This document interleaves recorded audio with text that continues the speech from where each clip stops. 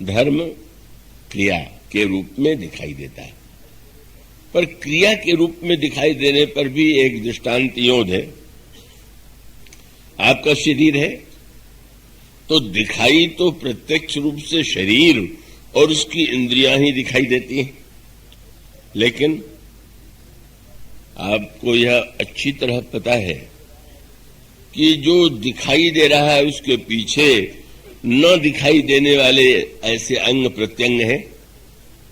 आपके हृदय में जिस तरह से रक्त की धारा प्रवाहित होती है, अंग प्रत्यंग में जैसे अन्न को परिणत किया जाता है रक्त के रूप में, रक्त कैसे सारे शरीर को शक्ति देता है, इसका ज्ञान आपको आवश्यक है।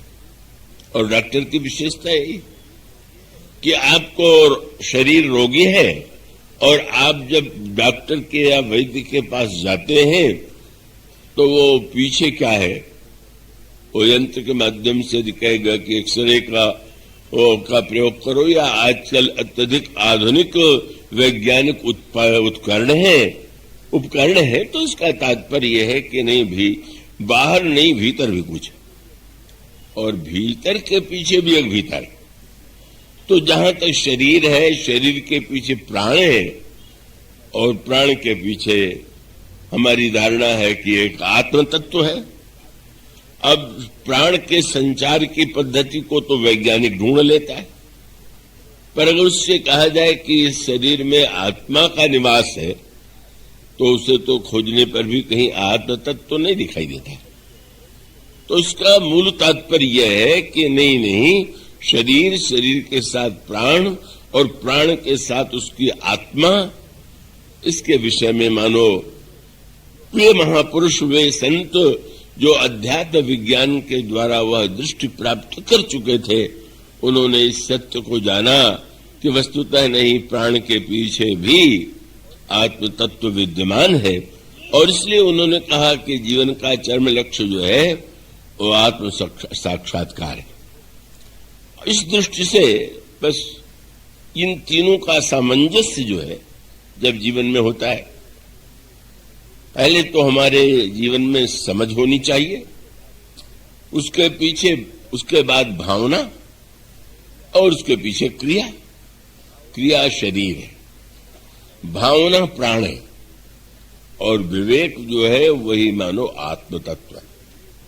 तो धर्म को यदि एक शरीर के रूप में देखें तो धर्म के नाम पर जो क्रियाएं बताई गई हैं वो शरीर के अंगों के समान महत्वपूर्ण है। शरीर में अगर कोई अंग न हो या किसी अंग में कोई कमी हो तो व्यक्ति को अभाव लगता है, लेकिन शरीर के समस्त अंगों के होते हुए भी अगर प्राण न हो तो तब क्या होगा?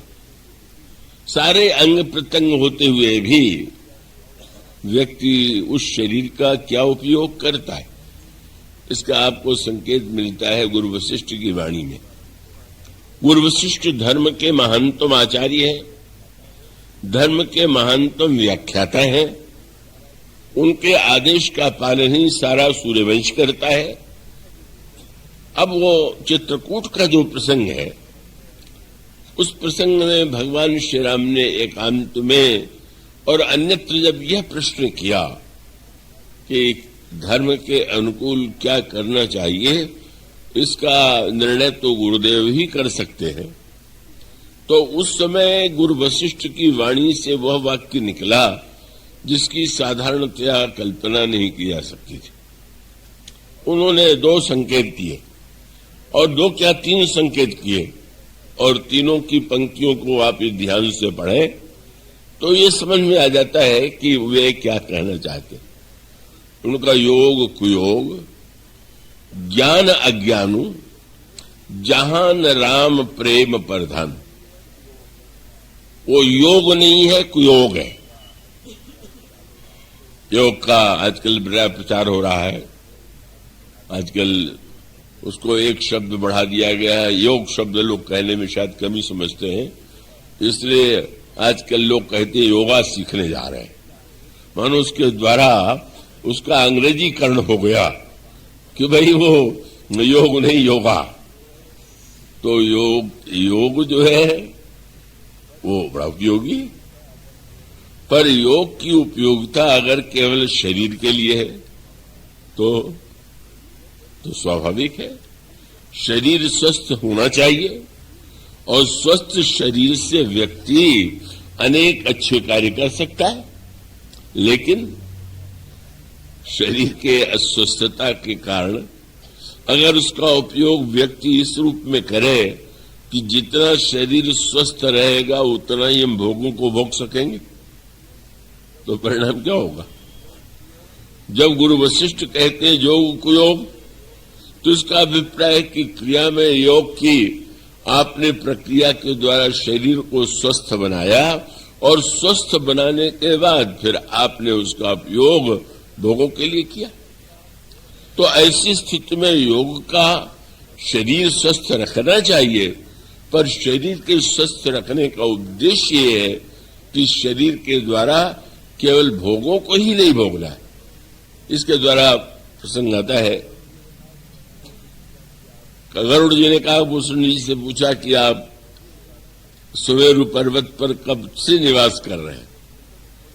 तो उनका यहां बसत मोहि सुनुखग ईसा, बीते कल्प 7 और 27 कल्प तक से नए में यहां रह रहा हूं।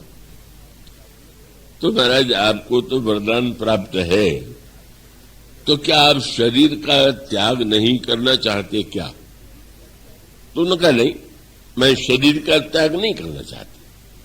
क्यों नहीं? तो उन्होंने सूत्र दिया, तजऊ न तन निज इच्छा मरना, क्योंकि तन बिन वेद भजन नहीं भरना। शरीर के द्वारा ही तो सेवा भजन ये श्रेष्ठ कार्य भी होते हैं, इसलिए शरीर की रक्षा करना आवश्यक है। तो इसका अर्थ है कि अगर हमारा योग का उद्देश्य शरीर और शरीर की स्वस्थता के द्वारा धर्म का पालन अथवा मनुष्य के जीवन में परमार्थ सत्य के लिए उसका की पूर्ति हो, तो योग का महत्व योग के महत्व को क्या क्या कहना। अब आप रावण की दृष्टि से विचार करके सोचिए, रावण योगी था कि नहीं था? और योगी की दृष्टि से विचार करके देखें तो योगियों में क्या उतना योग होगा, स्वास्थ्य होगा जैसा रावण में था?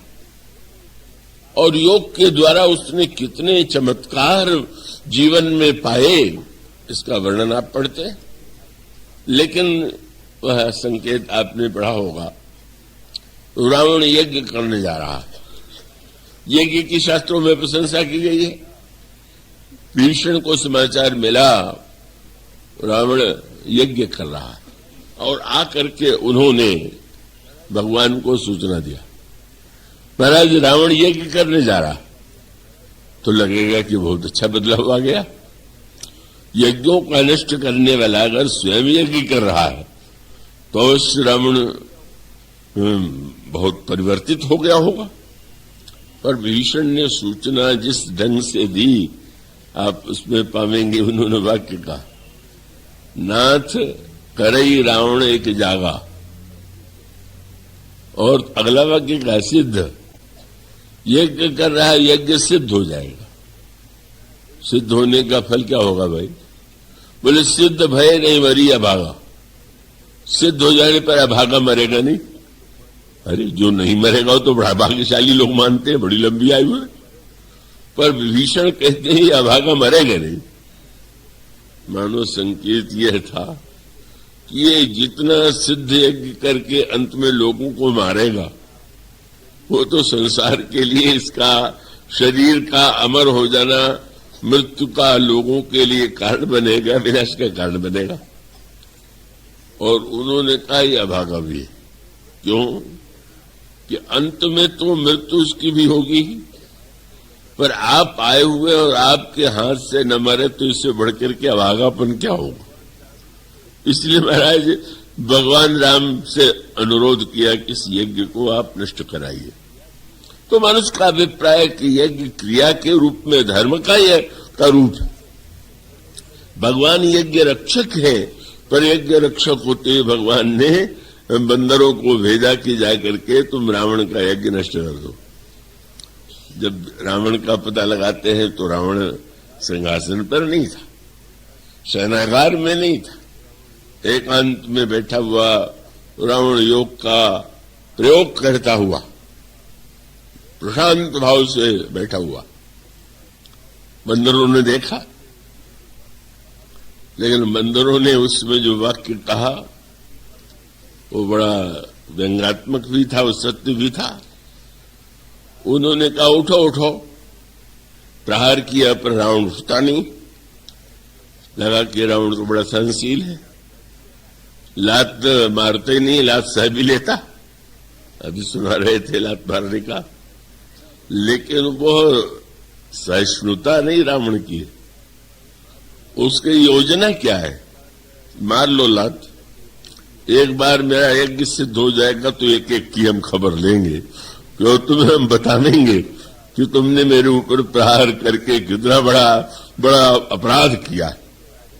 तो मानो उसके दिखाई देने वाले सहिष्णुता के मूल में भी क्रोध भरा हुआ है, हिंसा भरी। और इसलिए अंगद ने रावण के लिए जो वाक्य कहा बड़ा सार्थक है। उन्होंने कहा रणते नीलज भाग्य गृह आवा, और यहां आई बक ध्यान लगावा। बक ध्यान माने अब योगाभ्यासी कहते प्रातः काल उठिए, स्नान कीजिए, शांत भाव से एकाग्र हो जाइए। अब नदी के किनारे जाकर सवेरे सवेरे देखिए तो सबसे बड़ा प्रशांत पक्षी बगुला दिखाई देगा।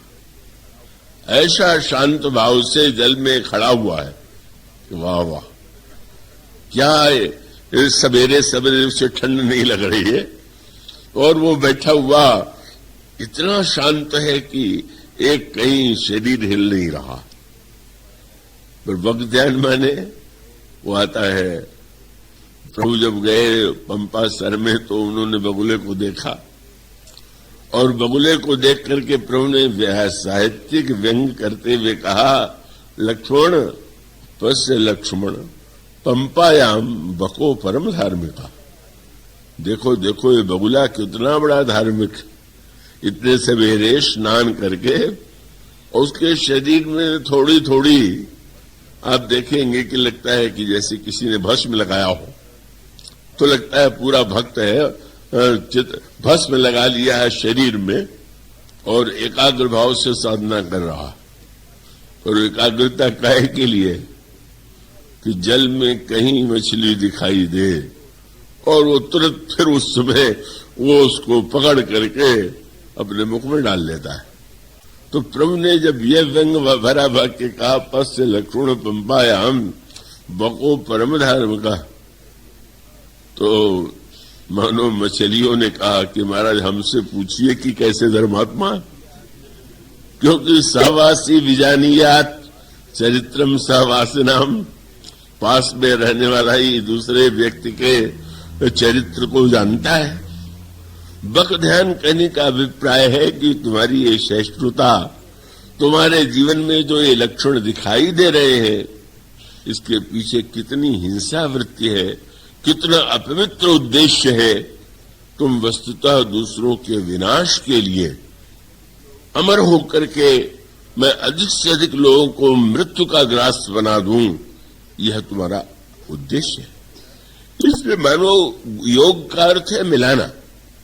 योग शब्द का अर्थ है मिलाना, माने योग का अर्थ है जो भगवान से जीव को मिलावे। तो शरीर के द्वारा, फिर मन के द्वारा, फिर बुद्धि के द्वारा, फिर आत्म साक्षात्कार के द्वारा, योग के द्वारा व्यक्ति भगवान से एकत्व का अनुभव करता है। गुरु वशिष्ठ कहते हैं कि अगर योग का यह उद्देश्य नहीं है तो वो योग है, योग नहीं।